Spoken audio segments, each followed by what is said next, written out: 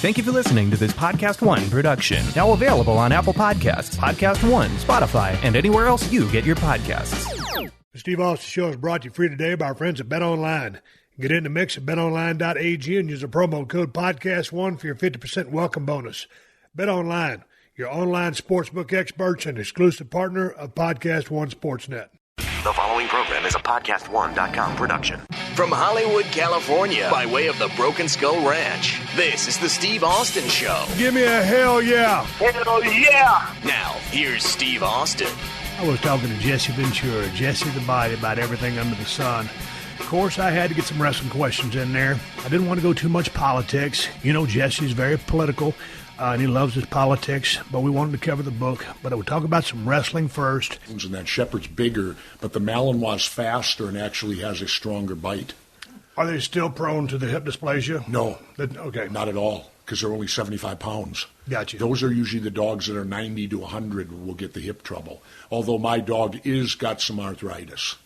You know, he's got it. Are you giving it the glucosamine or any of the other stuff? Plus we're giving him this magnetic. Have you seen those magnetic hoops? No. Oh. Is it like the bands they advertise on television? You push a button, it's battery, it's a hoop, and you can use two at once, and you have the dog lie down, and you put it where his hurt spots are, and by God, it works. I don't know what this magnetism does, but when my wife treats him twice a day, and when he's getting it good, all of a sudden he's walking better, he's feeling better, he's doing all, and it's just these magnetic hoop things that apparently they work good with arthritis and joints and all that stuff. Okay, what about the human being? Will it work on a human being? I don't need know. One of those hoops. I don't know. How are you feeling? Me? Yeah. I'm all right. Why? No, I mean... I had my hip done. Yeah. You know, and I had... But, you come back from that, Yeah, well, I had that in 2008, and I got the new technique at the time called hip resurfacing. You familiar with that? Yeah. Where they cut you, but they don't cut your femur. They just cover your ball and socket with carbon titanium steel and put you back together like a new asphalt road. I do anywhere right now from 24 to 40 miles a week on the elliptic machine. Right now. What kind of pace you setting? Are you breathing? I do a pace where I get in between 6 3/4 miles and 7. So I'm doing sub 9-minute miles on an elliptic machine, which is going pretty good. I'm running it at about 73, 74 on the dial. You do that every day? I try to, and then I do 100 repetitions per body part of weights, but I do them now where every set is 20 reps. I was reading that because you lightened up your training at the time. I watched so many of your interviews, and I'm working my way through Marijuana Manifesto, and obviously we're going to talk about that. That's why you're in L.A. doing the rounds. Sure. But I read that you, for a while, it was about a 4-month period, you stopped lifting weights, but then you said, no, you're doing the high rep stuff. Yeah, no, I do. I just came back from rotator cuff surgery. I got this big idea, Jesse, that I needed to be strong again at 51.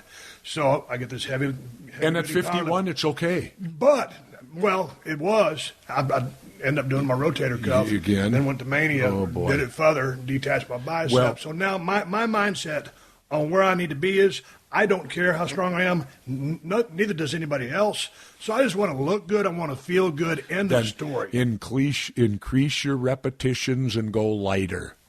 How long did it take you to figure that out? Because you were heavy into the bodybuilding scene. Oh, yeah. It took me, it really took me when my body started to fall apart. When the hip went, 2008, the hip.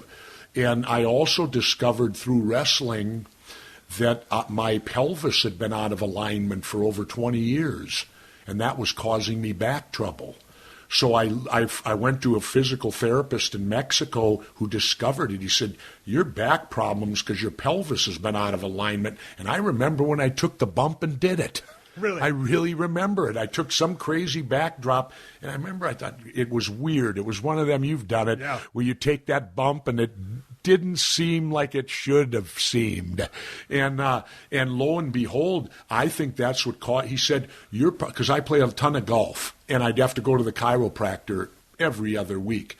He said, we get your pelvis aligned, you're not going to have this back trouble. So now I do stretches, and I've got my pelvis back in alignment. Plus, believe it or not, do you ever see on TV the teeter hanger? Yeah. The upside down. I have one of them in Mexico, one of them in Minnesota, and I can't tell you, they are phenomenal.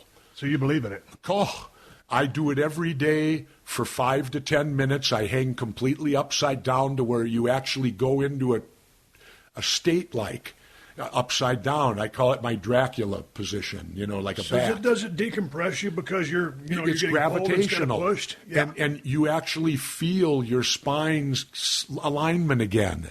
I do it every day without fail at the end of my workout for 10 to 15 minutes. 10 minutes, or I'll hang upside down. I haven't seen a chiropractor now in over 2 years.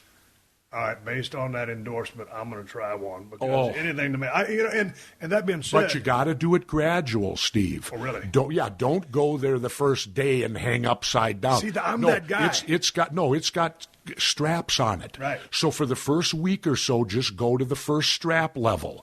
Then when you're comfortable with that, go to the second one. Okay. Then it'll take you about 3 weeks till you're completely inverted. And then the key is, like, I relax with my mind. I'll say, okay, because you naturally tense because you're upside down. I'll say to my feet, relax. My calves, ankles, relax, and I'll go literally down my whole body telling it to relax, and pretty soon you almost go into a subconscious sleep, upside down, and you just hang there. And then when you come off it, the cool thing about coming off it, you feel like you're 3 inches taller again. You walk perfectly upright, your posture's perfect, and you feel like, God, I'm still 6'4". Well, and I've seen so many guys when we walked up, and you walked up on the sidewalk, and you came early. This is the earliest podcast I've ever done, and it's great to see you, but you're still 6'4". You see a lot of guys. I think so. Well, I'm probably 6'3". You see a lot of guys, and they're just so much shorter than they were in their prime. Yeah. And going back to the back machine, hanging upside down, I'm one of those all or nothing types. So I would get one, and I just go straight up, down. Don't do that, because you could hurt yourself. Yeah. You could hurt. No, do it gradual. Do it for a month. Do it for each phase. Do for about 10 days till you're real comfortable with it. And then when you finally do, then you get so comfortable, like I said, you almost go into a subconscious sleep when you hang upside down. And when you come off it, you feel great. And I haven't been to chiropractor in over 2 years now. Well, that you talking about that just begs this question, because I've watched so many of your interviews. You've been so busy since you left the business through Hollywood, your Navy SEALs career. Yes and no. Yes and no. Because for 10 straight years now, I've gone and lived off the grid for 4 months a year down in Mexico. Yeah, but you keep cranking out these books. That's right. Mexico, That's right. Yeah. So do you, hanging upside down, is there any other time where you can turn your brain off? Because you always seem you're so engaged in something, you are just totally committed to it, and I just don't see a whole lot of relaxation time. Mexico. Okay. That's why I live 2 separate lives. I live a life up here right now where it's go, go, go, and do the things I do. And then when winter comes, I don't even fly there. I drive there. It's a 5-day trip, and I live off the grid. I live an hour from pavement and an hour from electricity. Is it a safe drive? I've driven the Baja 9 times now from top to bottom, and I would tell you this. It's something everyone needs to put on their bucket list, because it's a drive where every time I do the drive, it's a new adventure, not meaning of being scared or safety. Right. I see and do things down there that nowhere else can you do them. There's places when I'll drive there where I'll pull the car over and we'll get out of the car, my wife and I and the dog, and the silence is deafening. It's loud. You can't describe when silence is loud, but it's loud. And the only way I know humans exist, I can do a 360, is the road. Right. Because there's nothing else there. And I've actually, here's something I tell people. They've said, well, what can you do in Mexico you can't do here? And I'll state this. I had an experience down there I rate in my top 5. I went to a small lagoon, my wife and I, and we were taken out by Mexican guides in 19-foot bonka boats, and I touched gray whales in the wild, and I stuck my hands in their mouths and rubbed their gums. And we had a mother and baby spend 50 minutes with us. where we actually babysat the mom's baby, and she went off to the side. I heard you tell that story. Oh. My deal is, how big is the gray whale? 40 feet. And they're just twice the length. Did y'all chum them in, or are they just out there and they don't care? This started from an old Mexican man who in this lagoon who developed a rapport with them. He passed it on to other Mexicans. Now it's protected. The government protects this lagoon. The mother gray whales bring their babies there to train them before they go to Alaska, because the killer whale is their predator, and the killer whale's like a bike club. They hunt in packs, and so the. It reminds me of your days with the Mongols. Yeah. Well, anyway, that aside, so they train, and the killers won't come into this lagoon. Well, clearly the whales can communicate, because how would they know it's safe to interact with man after what we've done to them? And yet what you do, they take you to a place in the lagoon and you splash water and you have fun. And the whales that want to interact with you will come to you. There were probably 50 of them in the lagoon. I probably saw 50 whales in this lagoon, and pretty soon this big mother whale and her baby swim right to us. Stop. There they are. They come out of the water. I'm in a boat. I'm touching them. The whale's eye is here, and the whale's looking at me, studying me. Like, what are these things that live in this world that I'm required to breathe in? Because they're mammals, so they have to be in our world. It's the opposite of us diving in the ocean. Right. We can hold our breath and swim around, but we have to come back. Well, they go into our world and then go back into theirs. Right. And the mother actually got underneath her baby and raised it up so we could touch it more. She was showing off. Look at my beautiful child. Then she left us and left the baby with us. We were babysitters. She sat off to the side. She was happy. And I actually had the baby whale squirting me with water as I'd squirt him, and then playing hide and seek with me, going back and forth in the boat. And he'd come out and he'd laugh. He'd make sounds. And I'm going, this is unbelievable. And I left there changed. And I left there and I turned to my wife, it was a 500-mile trip to go to this place, and I turned to my wife and I said, you know, when you get my age, you need to only concentrate on a few things. I said, I'm so inspired. I'd like to take my underwater demolition training of blowing things up and start operating against these fishing boats that kill whales and stuff. I could be pretty good at taking them out of commission. I'm well trained at that. How'd you end up in Mexico? Why Mexico of all places? When I got out of office, Steve, I was young enough when I finished governor that I wanted to go on an adventure. I was still young enough, and I thought now is the time. I finished office.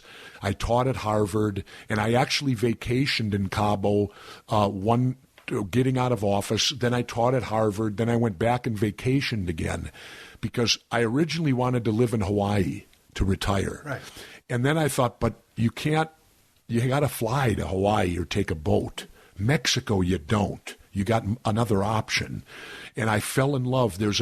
Where I live down there, as the crow flies, there's a city called Todos Santos. Well, that's the home of the infamous Hotel California, where allegedly the song was written because it fits it perfect. And whether it's true or not, I don't know, but it's still cool. It's unique. If it's not true, it's a hell of a myth. Well, then how did you go around? Well, what happened? My second trip, I rented a Jeep.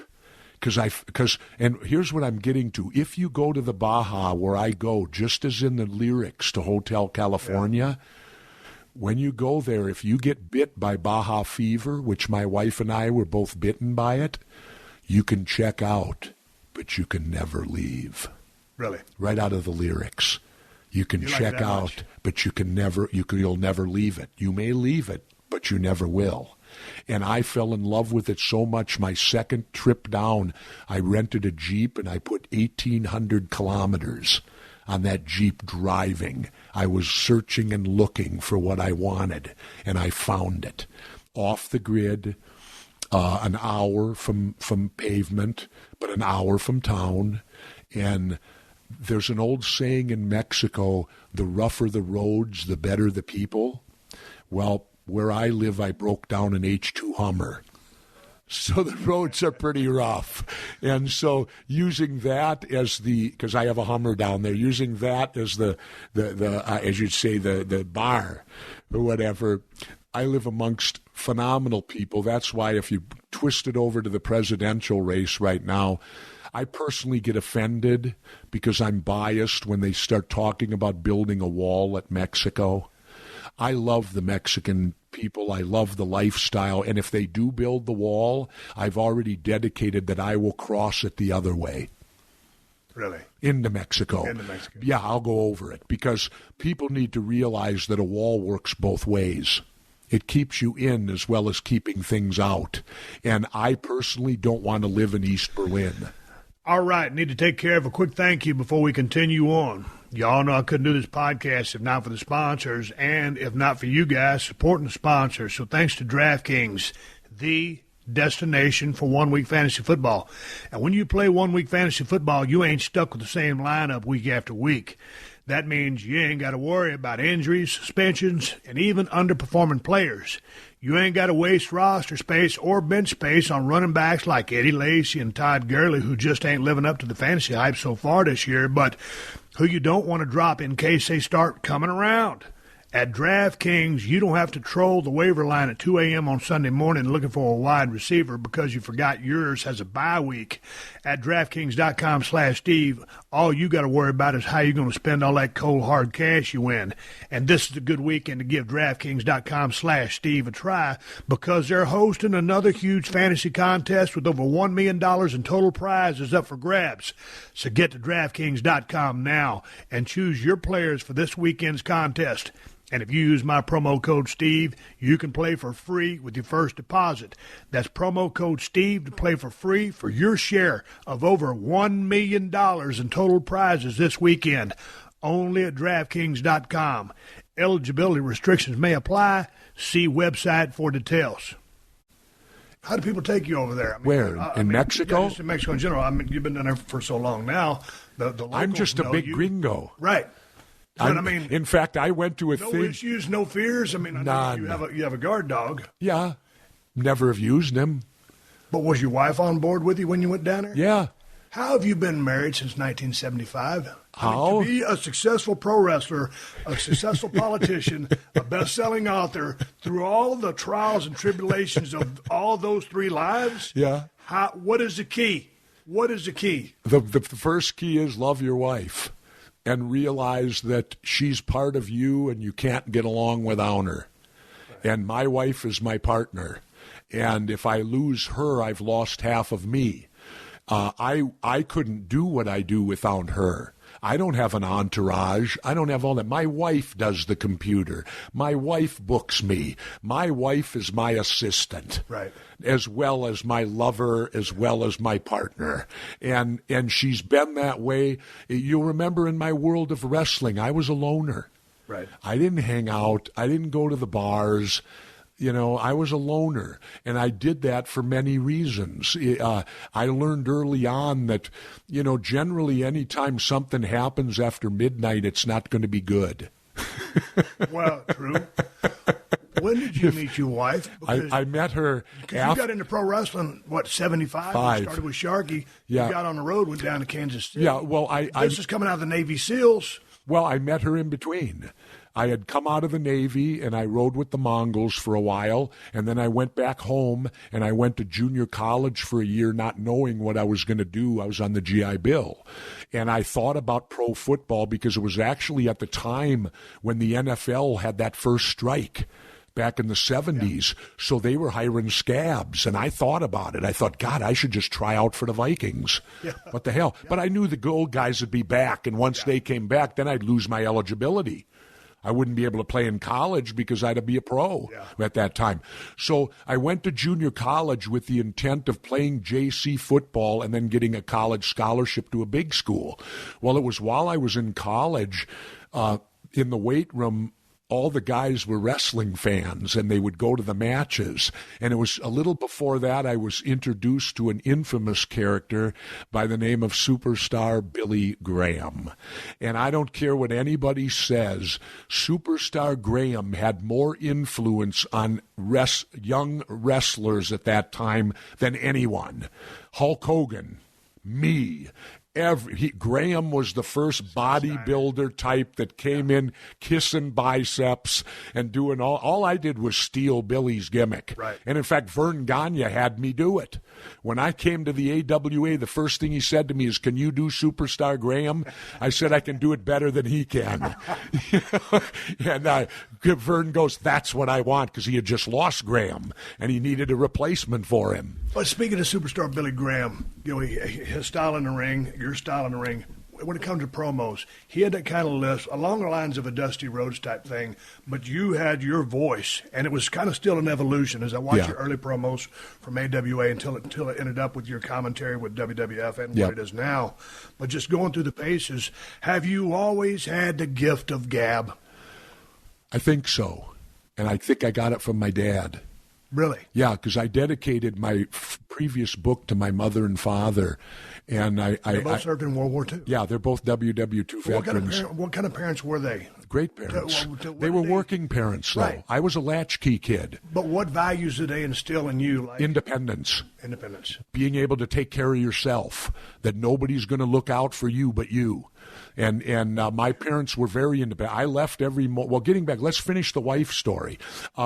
It was in that transition that I took a second job working as a bouncer. And I was in wrestling training, and I had gone so boldly, I had already bleached my hair blonde. Just as a lark with my buddies at college, because we'd go and cheer for Graham and everyone hated us. We'd be down there cheering for the heels. And so I was bouncing in the bar, and this girl came in, and I was still, I'll say, timid, because I had spent 17 months in Southeast Asia. And when you come back to America, there's certain things frighten you. And one of the things that I had hard time relating to was women in the United States. It was just difficult. And so I remember when my wife walked in, I was there with about 4 cops. We worked this thing, and she walked in, and our eyes locked on each other. And I told myself, God, you've got to say something. You've got to get the courage. You've got to find it here. Yeah. There was just something. Well, she got ID'd, so when she got to me, I just said, what? And so I said, "Excuse me, can I see some ID, please?" And she goes, "But I just showed him." And I said, and so she dug around, handed me her license, and I saw the name, and it was Teresa, and I handed it back. I said, "Thank you, Teresa." And I said, "I didn't really want to know how old you were. I just wanted to know your name." And that was my pickup line. She came up later in the night, and we started talking, and what really hooked me was I found out her father used to watch wrestling every night, every week on TV, and she remembered when the Crusher was a bad guy, a villain. And I thought, this woman has something here. She knows wrestling. She's a fan. And by that time, I was now focused. I thought wrestling's for me because, number one, it gives me the athleticism of football. But even bigger, when I was in college, I got interested in theater. Yeah. And I did Aristophanes' The Birds, and I loved theater. So this was the combination. This combination. And I thought, this is it. Okay. This is theater and athleticism combined, and I can create. But then comes the road. Yep. So you got the best of both worlds. Well, I went down to Kansas City single. And that was with Central States, right? Yeah. Was that Bob Geigel? Bob Geigel, Pat O'Connor. How was working with him? He was great. I like Bob. Pat O'Connor. He was a shit. Shooter? What was he? Well, what was the deal? Pat made me go to the ring with him because I was new. He made me go to the ring with him in the afternoon, and he basically stretched me. Right. And what would I need that for? I'd already trained for 9 months. At this point in time, why do I need to be stretched? Why? I understand, but and the way they stretched you also got me because you gave yourself to them. Yeah, it's a completely different thing if they tell you, heads up, defend yourself. Yeah. Well, I might have did some different things then, other than a wrestling move of locking up the way you're trained to do it, and then the guy takes you down and stretches you. Well, it's like those stories I heard from Stu Hart. I mean, the legendary Stu Hart, right? I mean, the dungeon. Sure. You're basically giving yourself to him. And, hey, how's that kid? How's that? So you're being stretched by the guy, but you're there, and then you're going to go to AWA later. But what were you working as then down there with Pat O'Connor working for Geigel? Heel. Okay, you were working heel, but what was your name? Surfer Jesse Ventura. Because I wanted to be from California, and I surfed when I was younger in the Navy and all that, and I thought, who do they hate more than a beach bum? Which is what they classify a surfer, even though they're not. It's like surfing's like a religion, and that you wouldn't call a religious bum.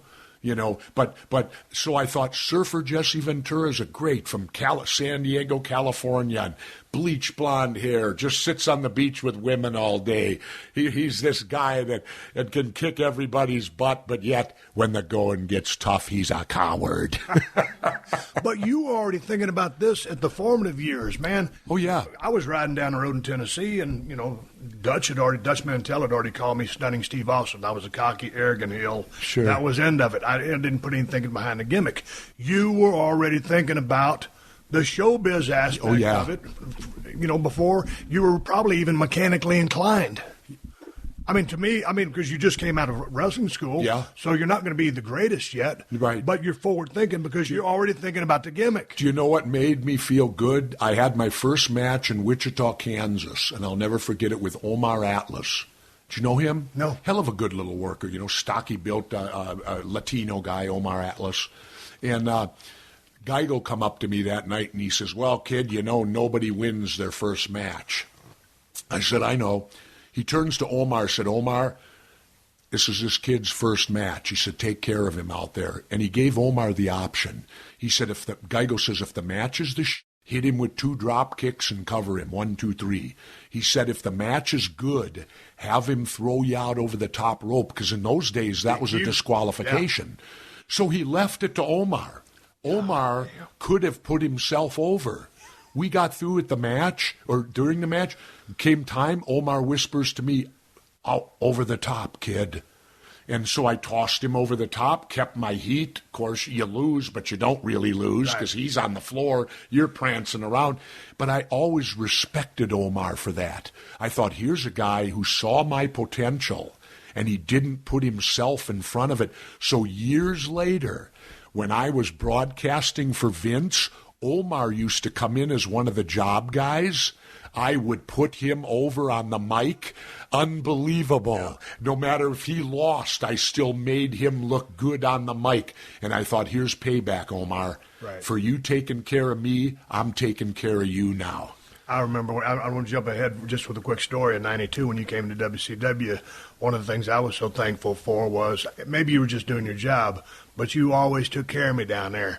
Because I liked you. I know. I saw talent in you. I never forgot it. Well, no, I saw a talent. When I went to WCW, and I'll tell you honestly, I went there just for the money. Right. They gave me big money to come down because I was a steal from Vince. Correct. And Vince booted me out. You know why, don't you? Yeah. Because I wouldn't sell my copyrighted likeness to him. I didn't know that was the final straw. Oh, yeah. The final straw was I own Jesse the Body Ventura. I own the copyright of it, and I refused to let him have it without him giving me some type of royalties for it. And that was, and I had a video game at the time that was interested in using me, and Vince wouldn't let me do it. And so that's when I quit and left him, because I said, Vince, you don't own me, I own me. I was Jesse the Body before I ever came here. I have that in my notes. When did you copyright Jesse the Body Ventura? Because nobody at that time had the wherewithal to trademark something. That was probably the first time ever. I don't know. I just did it in the early 80s when I took the name, because I thought, I don't want anybody having this but me. I want to own. I'm Jesse Ventura. I made the name up. I love the name Jesse. I wanted to be from California, so I matched it up to a map, and when I saw Ventura, it had the ring. So I created it, and so I felt I deserved being the creator, the copyright of it. So I don't know why, but I had enough sense to know copyright this with the federal government. And so Vince could never own my name. He had to license it through me. But was it the video game that was a tipping point? Yep. And the fact that you wouldn't sell the name? Yep. God dang it. And that's what he let me go. He couldn't allow anyone out of the circle. Right. And then the reason I beat him in court was he could have won because he's not required to pay royalties.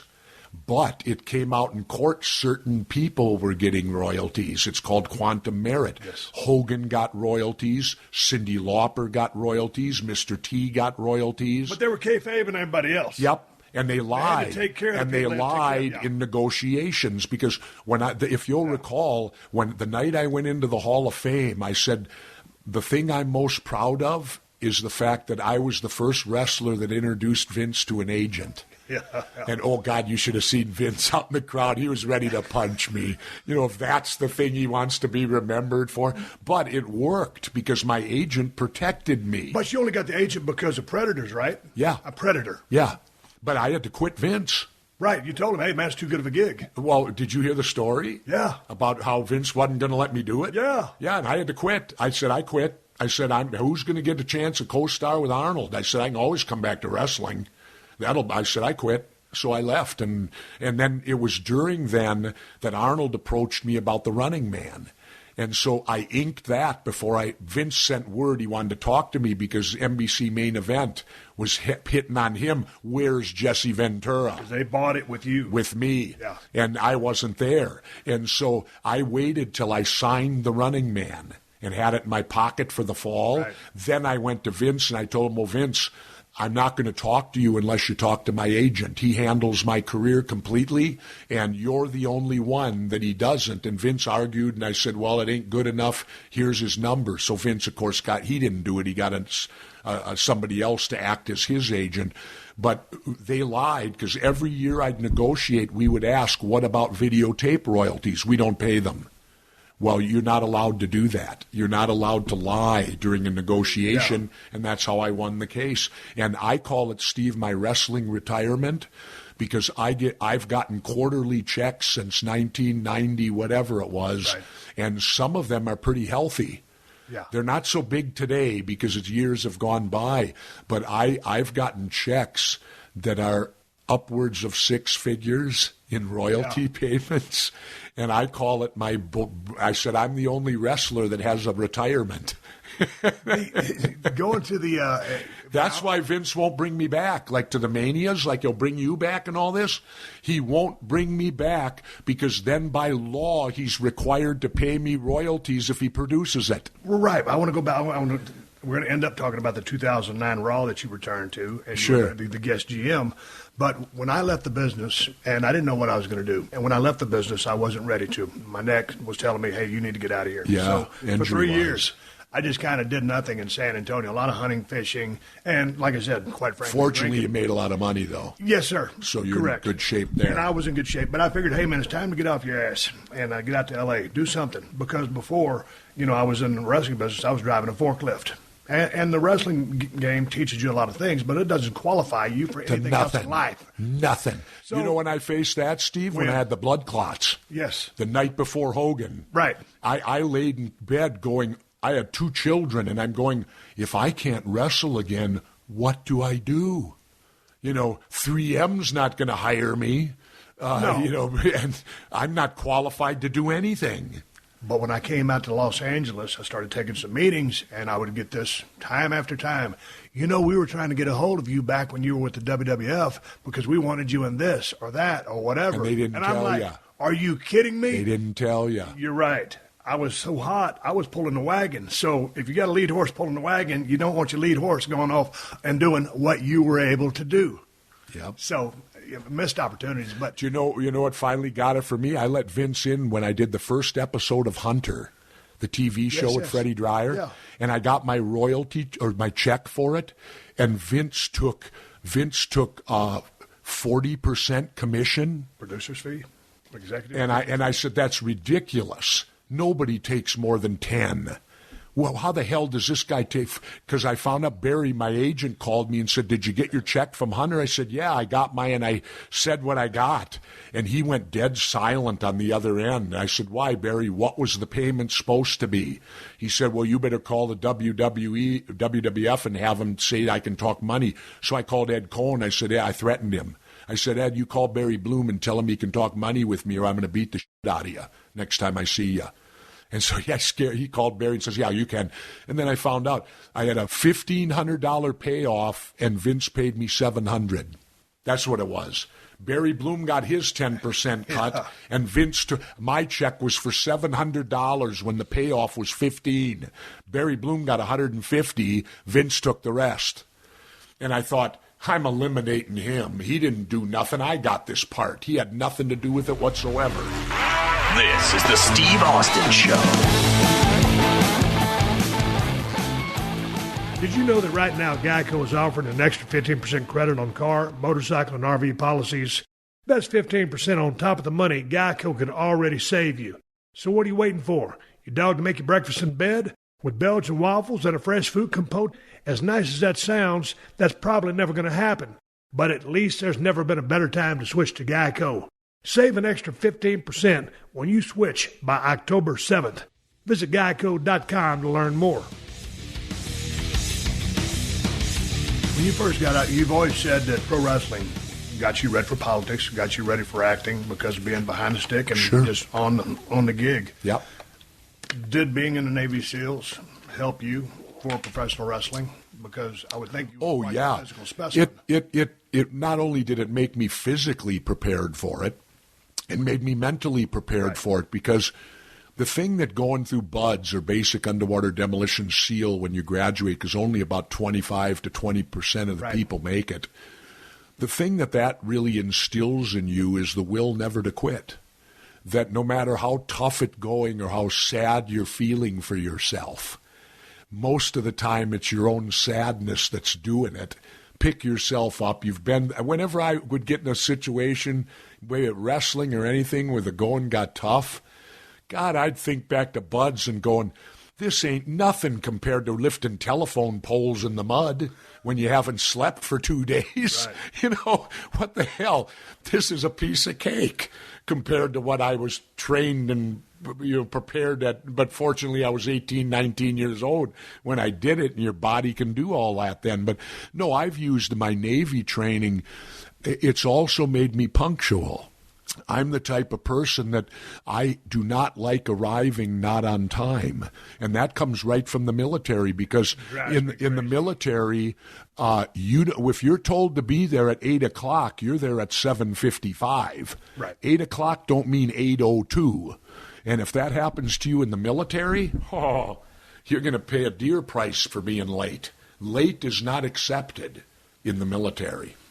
Listen to you talk. Go back to promos for just a second. I'm jumping all over the place with you. Who did you like listening to in the business? I know Billy Graham. I know. But you know how much? You know how much I liked Graham? My buddy taped all his interviews on a cassette, and we used to drive around at night, and I'd listen to them over and over and over again. Really? Oh, yeah.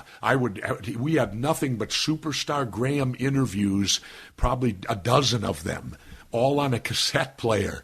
And I would, as I drive, I would listen to Graham and listen to his rap and listen to, the way he did it. Well, with that comes, and a lot of things I like about, his promos, your promos, your commentary, or speakers that are running for politics, is cadence, delivery, pacing. When I watch some of the GOP stuff, we'll get in politics in a minute if you want to, but man, it's speech patterns. To me, it's natural now. Well, right. But don't you think that's a key thing, is to try to rope someone in or to command their attention or to keep them riveted? I'm sure you want to have some good content, but if you're very convicted in everything you say, I think that's a big part of a great promo. If you don't believe it, even though it could be totally out of left field or from a heel perspective, who else is going to believe it? I'll give Vince credit for that in a way. Saying you could have carte blanche at the gig? Vince, I'll never forget. Well, let's pick us up from the blood clots. Yeah, pre-Hogan run. Okay, when I went down with the blood clots, I was due to go around with Hogan in a 3-match program God knows how much money that cost me. Right. I mean, you're talking major league money. Yes. With the champ 3-match program, and I lose it. My dear old, the late John Studd replaced me. Bless him. Yeah. He would have been probably my first choice if I said, give him the money. Big John, because I love Big John. We'd travel together. One of the few guys I would travel with was John Studd. Well, while I was laying in bed, I went through the dilemma of what am I going to do? If I can't wrestle again, if this is the end of my career, what the hell am I going to do? Go back in the Navy? Well, yeah, because you're qualified to blow stuff up. Yeah. What am I going to do? Well, then when I was convalescing, and I'll give Vince credit, he paid me while I was out. Oh, wow. Not a lot, but he gave me $1,000 a week. Wow.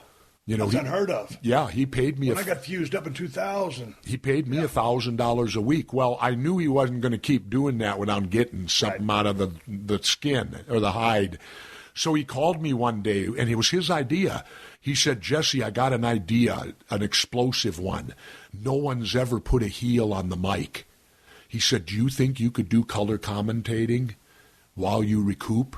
I said, sure, I can do that.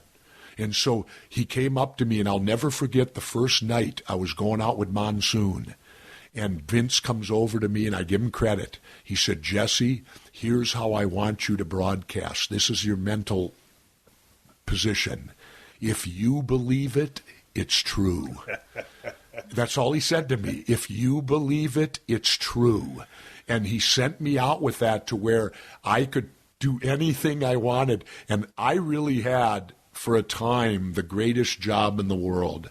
Because there was a point I worked one day every 3 weeks. I made unbelievably good money. And I got to insult my boss on a regular basis on nationwide television, and he loved it. You couldn't get in trouble for me insulting the boss. What was your preparation? Well, first of all, nothing. We're talking about talking. Okay. Nothing. Okay, before that, no preparation on commentary then? No. You just show up and react? I react. I remember when I went to the first Saturday night main event, NBC. Here we are now with Dick Ebersol, 7 cameras, 9 cameras. NBC's come in. Holy, what is this? And I remember going up to the broadcasting, and there was this big spiral notebook up there, and I opened it. And it was Vince says this, Jesse says this, Vince says this, Jesse says this. And I read it, and Dick Ebersol walked by. I said, Dick, come here. I said, what's this? That's your script. I looked at Dick. I says, Dick, I said, 2 years ago, you didn't give a rat's ass about wrestling. I said, now we're the hottest thing out there, and I'm happy you're here. We're all on board. But I said, who in your staff of writers is qualified to write for Jesse the Body Ventura? I know wrestling. They don't. I said, no one. You have no one who can write for me. No one can do it. Only I can. Dick Ebersol was so good and so professional. He sat there a moment, and he kind of furrowed his brow a little. He said, you're right. Push that to the side. Don't even worry about it. I went, thank you, Dick. See, he got it that I respond to what happens in front of my eyes. I can't go on something that's pre-written to do wrestling, and nobody can write and tell me how I would respond to it. Nobody. But also you said, like, in your debates, no notes. No. In your speeches, whether mayor or governor. Other than the state of the state. Okay. The state of the state, you have to be exact, and you do that off a teleprompter. And you go in and practice it. But otherwise, you were just straight up ad lib. Yeah, always. I never used a prepared speech. Do you have a photographic memory? No. You obviously have a great memory. I don't know. But you also have the... I have a hard time doing scripts sometimes. Right. But no, if somebody writes me a script, I have some difficulty in taking those words into memory. Okay, because I love Predator so much. I mean, but Predator's one-liners. Yeah, that's what I was going to say. You're not lying heavy there. But okay, so then with anything, I don't like memorizing stuff. The most difficult script I ever did, and I don't know if you've ever seen my episode of The X-Files. Oh, you need to see my X-Files episode where I play a man in black. And the X-Files, oh boy, is that... They wrote stuff there, Steve, I didn't even know what I was talking about. You know, that who's the guy that does X-Files? I forget his name. He's real famous now. Don't ask me. Well, anyway. So, but you memorized it all right? Yeah. You just didn't know what you're saying. Yeah, I just didn't know what I was saying because it was so X-File-ish. It was like I was a man in black. And it's a great story. It's called Jose Chung something or other. And the guy who was in it was Charles Nelson Riley. Remember him? Yeah. He's got one of the lead roles in it. And it's a great episode. It got rated one of the top 10 X-File episodes in history. Okay, well, let me ask you a question. You do Predator, you got Running Man. I can list a slew of movies you did, some of the television stuff. Yep. What said to you, or how did you just say, I'm done with acting, it's time to go do this? No, I never said it. I didn't make the right choice. How? Well, when I was down in Mexico, Arnold said to me one day, Jesse, when are you going to move to L.A. and become one of the boys? And I turned to Arnold, and I had 2 small children then. My kids were young then. This was the 80s, late 80s. And I said, well, Arnold, I said, how are the schools? And he thought he gave me the best answer, but he gave me the worst one. He looked at me and said, oh, you don't worry about that. You send your kids to private school. Well, to me, I sat and thought, do I want my children growing up in a city where they're required to go to private school, where the public school system is so bad and living there is so bad? In Minnesota, our public school system is award-winning. And I thought, I'm not taking my kids and raising them in L.A., so I didn't move out here. I stayed in Minnesota, and Steve, it hurt me, because like anything, you know it out here, out of sight, out of mind. You got to be here. You got to do the negotiating. You got to do the dinners. You got to do all the behind-the-scenes, lack of better term, bullshit. Right. You know, you got to do that. I didn't, because of my children, and I don't regret it today at all. I felt my kids were better raised in Minneapolis, Minnesota than they would ever be raised out here. And my son learned quick enough because when he turned 19, guess what his first job was? What? He was assistant to Sean Penn. Now, if that don't teach you Hollywood, nothing will. No, my son developed and Sean Penn had him as his assistant for 3 years. He was with him when he won the Academy Award for Mystic River. When he directed Jack Nicholson in The Pledge, my son was right with him, and Sean taught him the ropes of Hollywood. And today, my son got nominated for an Emmy, and he does his own show on Russian TV called The Hawks. I know when you wrestled, you had a passion for the business because you grew up watching it. Yeah. And then it was the best of both worlds, athletically and theatrically. So you got into the business. There was a passion there. Did you have the same passion for acting that you did for the wrestling business? Or was it just something to do because you weren't wrestling anymore, part of the evolution? No, I had the passion for it, but I didn't have the passion for the networking. I had the passion to do, I loved it. There isn't a more fun thing to do than a movie. I mean, I disagree. I don't. The marks, and to me, takes. Well, and I like it. I'll tell you what. I like it when you go to location, right? Because then you become a family. You're all away. I hate doing movies in L.A. because everybody goes home at the end of the day, and you don't. If you don't live here, you go to a hotel. That's why when we did Predator, we were on location in Puerto Vallarta, staying all in one hotel.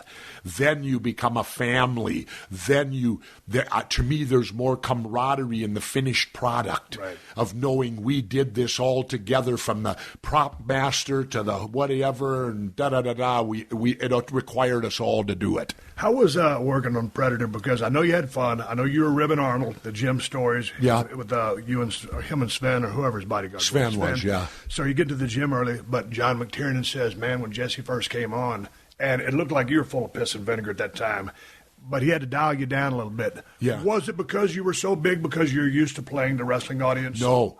Oh, no. What was the story? It was because I went back. What do you mean? I went back. I actually had a few dreams down there. So you went back to Vietnam? Uh-huh. Oh. Uh-huh. That's where it came from. I was back. The smell, the weapons, the shooting. Amazing. I went back. No, wrestling had nothing to do with it. Did you ever need a time to say, hey, guys, I can compose myself or what? I never had to get to that point, but I remember my wife came down and told me that at one point I bolted straight up in the middle of the night, and I exclaimed, don't worry, the area's all secure, and then rolled over and went back to sleep again, and she was startled because in our life together I had never had any type of thing like that happen before.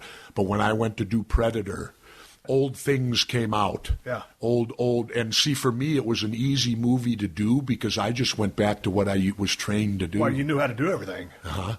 And I actually, me and Gary Goldman we were there a week ahead of time, and we were the ones that taught them how. Gary's an old Green Beret. And we taught the patrolling. He would always put me at rear security so I could watch everybody else and then critique at the end. And I feel proud because I've had many military people come up to me and say that the patrolling in Predator is the most authentic they've ever seen because we kept our spacing. I used to fight with McTiernan on that. I'd go, you got everyone cramped up. One round in the middle, you lose your whole platoon. What the hell? And I had to learn, we're shooting a movie. We're not doing a documentary. This isn't Navy SEAL training film. This is you're doing a movie for entertainment. But to that point, you want it to be authentic if you're going to represent. Well, that just came out in me because I said, you've got us too crowded together. We're in daylight. We would have 10 meters between us all. You don't want it to where one guy could take out half the platoon. Oh, I have no tactical training whatsoever, but obviously that makes sense. Had you not had the blood clots, had you done the run with Hogan, had you remained physically healthy enough to stay in the ring, speculation, how much longer would you have stayed in the business? Who knows? Who knows? Who knows if you'd ever got to broadcasting? Because to me, as good as you were in the ring, you were 10 times as good on the mic. Yeah. I hope that's a compliment. Oh, yes. No, it's a compliment because in my day of wrestling, I remember old timers would tell me, they'd say, you don't draw, the match doesn't draw for what happens in the ring. The match draws for what's said on the mic.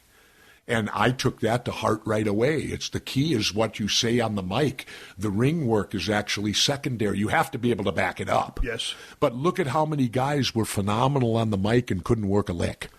Right, or had charisma or crowd psychology. Because one of the things I want to ask you, because you're so good at explaining things and just a fashion that many people can understand, what do you think is the key to getting over? And let's just say the business of wrestling. It could almost be a parallel of getting an acting business, but let's talk. And getting elected. Yes, because like you said, I know you're selling yourself.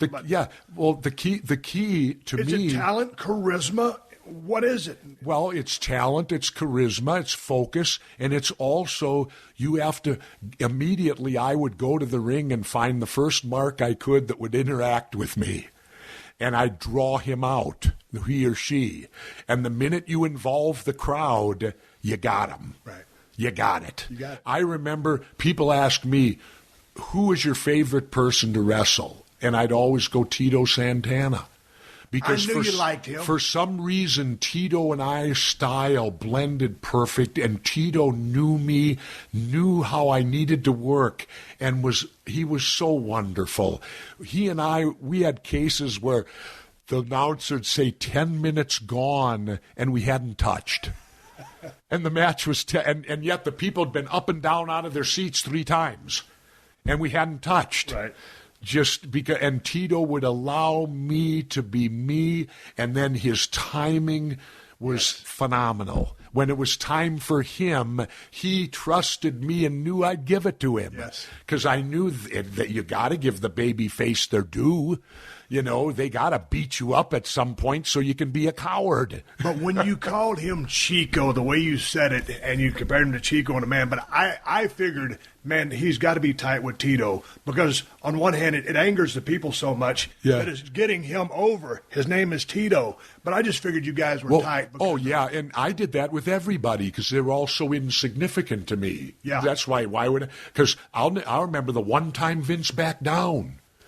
I got involved, Koco B, Ware, and I sat in the B, right? And my mind started going. I thought, oh, I got this. So I went to Koco ahead of time because I knew it was going to be borderline. Right. And I said, Koco, I told him what I wanted to do, and Koco was great. He looked at me, you know what he said to me? He goes, Body, because that's what they call it. He go, Body, you say anything you want about me. Because he said, when you talk about me, I make money. Right. And so I got Koco's complete blessing when I told him. So I get out there that night and I tell McMahon, I says, you know, Koco B, Ware, you know what the B stands for, don't you? Vince goes, what? I said, buckwheat. I said, that's Buckwheat's grandson. Koco Buckwheat Ware. And I went through the whole spiel on, right? Vince, then the NAACP comes down on him. And he won't fight them. He gives in and censors me. And I thought, how can you do this when Koco said it was okay? And here was my argument, Steve. At that very time on Saturday Night Live, Eddie Murphy was doing buckwheat. Yes. So it's okay for Eddie to do buckwheat, but it's not okay for me? Excuse me, that's discrimination. That is discrimination. How come Eddie can do buckwheat and I can't? Right. And when they say buckwheat is this weird black, well, all the kids in our gang were weird. Was Alfalfa the normal white kid? Look at it this way. The R gang was the first integrated neighborhood on TV. That in itself is monumental. Yeah. That buckwheat was an equal to all these other little kids. And Koco didn't, but Vince backed down. He wouldn't take on the fight. And I lost a little respect for him because I thought I was right. I said, how come Eddie can do it and I can't? All right, everybody, give me the go home cues. I'm going to wrap up this podcast and ride off into the sunset. Before I do that, I'll give you guys something to watch on YouTube. All you got to do is go to YouTube and type in Jesse Ventura or Jesse the Body Ventura. You can find him wrestling Hulk Hogan from the AWA in 1982. I believe that was on Christmas night. You can find some of his interactions with Vince McMahon doing color commentary. Anything you want, just go to YouTube and check out the guy if you've never seen him or never heard from him. Hey, man, Jesse Ventura is a very smart guy. He's had a hell of a damn interesting life. It was wonderful to finally hook back up with Jesse. He came by the house. He was here early, caught me completely off guard. I think it's the earliest podcast I ever did. I'm proud of the podcast because I had a great conversation with him. And I did a lot of research on Jesse, and I knew all of his stories. I knew his loops. And he gets a couple in on me, but we tried to just talk a lot about wrestling and everything else. We'll talk more about the book on part 2 this coming Tuesday. Remember, Thursday is part 2 of my conversation with the whole effing show. This has been a Podcast One production. Download new episodes of The Steve Austin Show every Tuesday at PodcastOne.com. That's PodcastOne.com.